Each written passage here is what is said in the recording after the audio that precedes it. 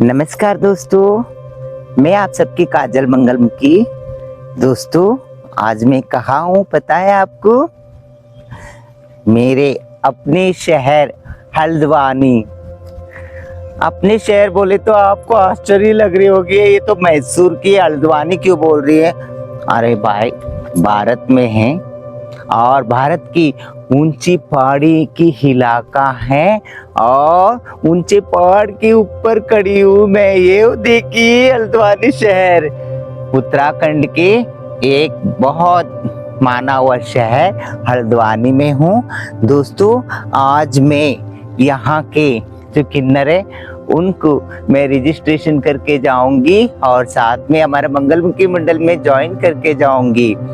आप सबको पता है, क्योंकि मैं हर शहर में जा रही हूँ, वो चाहे पंजाब हो, हरियाणा हो, हिमाचल प्रदेश हो, उत्तराखंड हो या उत्तर प्रदेश हो या बिहार हो या झारखंड, कलकत्ता, आंध्र प्रदेश, मतलब हर स्टेट के भारत के, कन्याकुमारी से लेके कश्मीर तक जितने जो डेरा है जो किन्नरों का, उन सब डेरों का रजिस्ट्रेशन करके जा रही हूँ। क्योंकि ये एडवांसली हैं।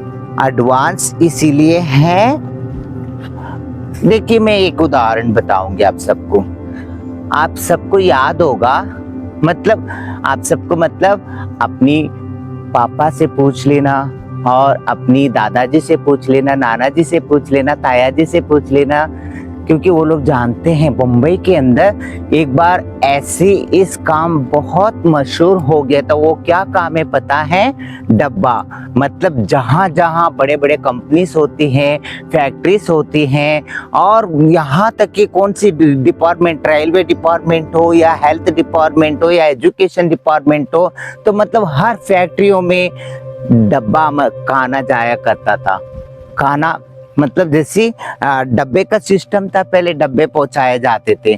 तो आज वो डब्बे का जो कल्चर था, मतलब एक काम था, वो आज बंद हो गया, क्योंकि वो ऑफलाइन था, है ना, ऑनलाइन उस टाइम पे नहीं था।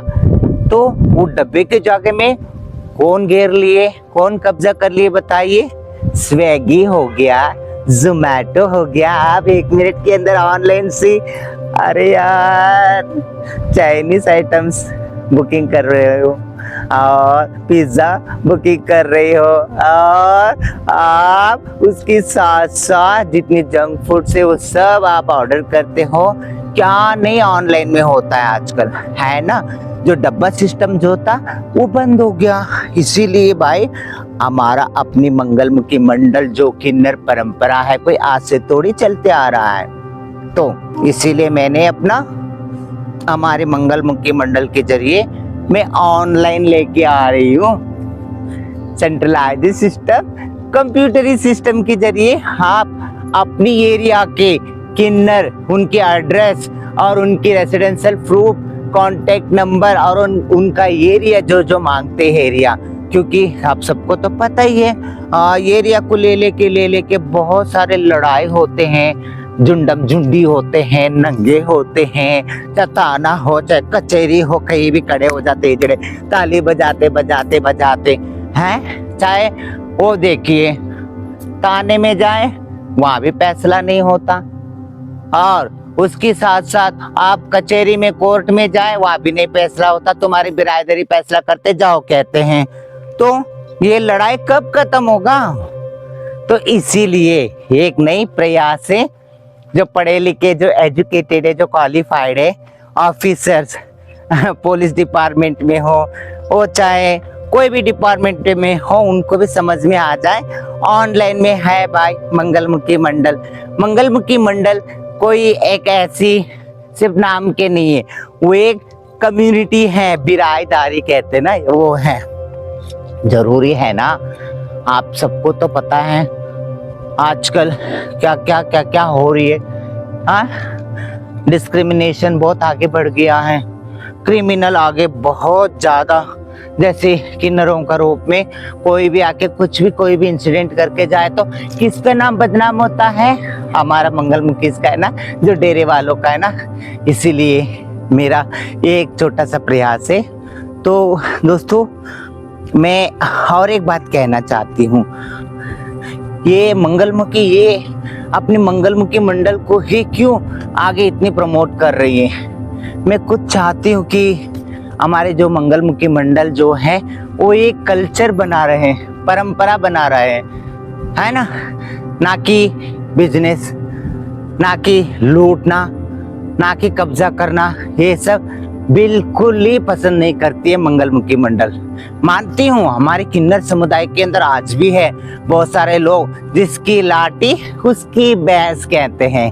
क्या बोलते, आपके समाज में भी तो कहते होंगे जिसकी लाठी उसकी भैंस, मगर वो लाठी भी उसका मालिक कौन है उस लाठी का, है ना, नीली छतरी वाला। चाहे उसको तुम अल्लाह के नाम से पुकारो या लल्ला के नाम से पुकारो, है ना, लल्ला अल्लाह सब एक ही है। मगर ये बात सच रहे, चाहे वो किन्नर हो, चाहे वो पुरुष हो, चाहे वो नारी हो, बुराई तो बुराई है।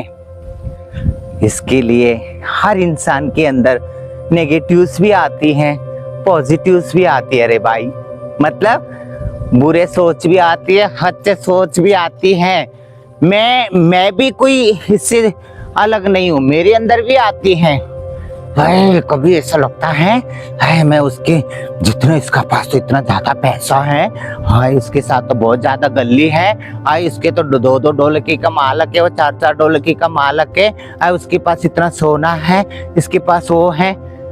सबके अंदर ही आता है और मेरे अंदर भी आया था कभी तो, मगर मैं उस सोच को दबा के जो पॉजिटिव सोच है, जितनी हो सके सच्चाई और अच्छाई, श्रद्धा और सब्र की ओर निकली, है ना, मतलब truth and good and confidence and patience की तरफ गुजरी मैंने, क्योंकि वही एक सही जीवन है।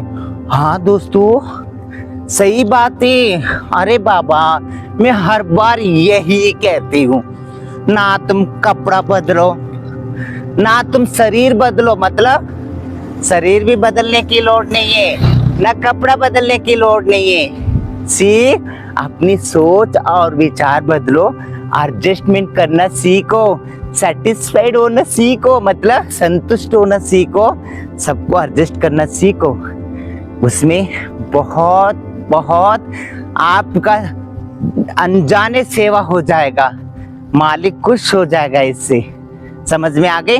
मालिक भी यही चाहता है, चाहे अल्लाह हो चाहे लल्ला हो, सब यही चाहता है इंसानियत, ईमानदार और सच्चाई और अच्छाई और श्रद्धा और सब्र जिनके अंदर है, जो उसी को ही इंसान कहते हैं ना। तो मैं मानती हूँ हर इंसान के अंदर एकदम वो इंसान बनने के लिए, मतलब जैसी कोशिश करेगा तो नहीं हो पाएगा, मगर जितना हो सके उतना बुराई से नफरत करी जाओ ना, है ना, बुराई से नफरत करी जाओ, सच्चाई और अच्छाई की ओर जाने की कोशिश करो, क्योंकि मौत एक सच्चाई है। दुनिया में आए ना अपनी, देखिए जो जन्म लिया है उसको एक दिन जाना ही पड़ेगा। इसके लिए जन्म और मरण के बीच में जितनी वक्त, जितने जीवन बचा है, जो अच्छाई की खाता भर दो, तुम्हारे लिए बहुत अच्छी आने वाले जन्म, अच्छे घर में जन्म मिलेगा और अच्छी इंटेलिजेंट, ब्रिलियंट, टैलेंटेड बनोगे। धीरू भाई अंबानी हो, Bill Gates, Buffett, Warren Colin, Slim, Elon Musk, ये सब जो पैसे वाले, जो बहुत बहुत बड़े रिचेस्ट पर्सन है, बिल गेट्स है ना, तो लक्ष्मी मित्तल है, तो ये सभी तो इंसानी हैं, उनको भी ये दुनिया छोड़ के जाना ही है, मगर उनका जो पिछली जो कर्म अच्छा था होगा, जो अच्छे कर्म से उनको अच्छे घर में, मतलब संघर्ष करके उनकी फैमिली आगे गए, उनके परिवार आगे गया है, तो उसको अच्छा जन्म मिला है और अच्छे एक सक्सेस जीवन जी रहे हैं ना। तो अगर हमें बदलना है तो ना शरीर बदलो, ना कपड़ा बदलो, सिर्फ अपनी सोच और विचार बदलो, उस जिसमें सच्चाई और अच्छाई, श्रद्धा और सब्र होना चाहिए और इंसानियत और ईमानदारी होना जरूरी है, तभी सब कुछ संभव है। असंभव कुछ भी नहीं है। इसलिए मैं कहती हूँ आज से और अभी से भरना शुरू कर दो अच्छाई का खाता, क्योंकि जो करेगा तो वही भरेगा। ना तुम्हारे माँ भरेगी तुम्हारा कर्म, ना तुम्हारे पापा भरेंगे, ना तुम्हारा भाई या तुम्हारे भतीजे या तेरे बच्चे या तेरे जनानी, कोई नहीं भरेगी। जो जैसा करेगा उसी को ही भरना पड़ेगा, जो जैसा करेगी उसी को ही भरना पड़ेगी। इसमें किन्नरों का भी शामिल है, मतलब मैं भी शामिल हूँ। मैं जैसा करूंगी मैं वैसा भरूंगी। इसीलिए बुरा नहीं मानना मेरे बात, मगर ये सच्चाई है। ओके। कैसे लगा आपको? अगर किसी को बुरा लगा तो माफ कर देना, मगर यही सच्चाई है।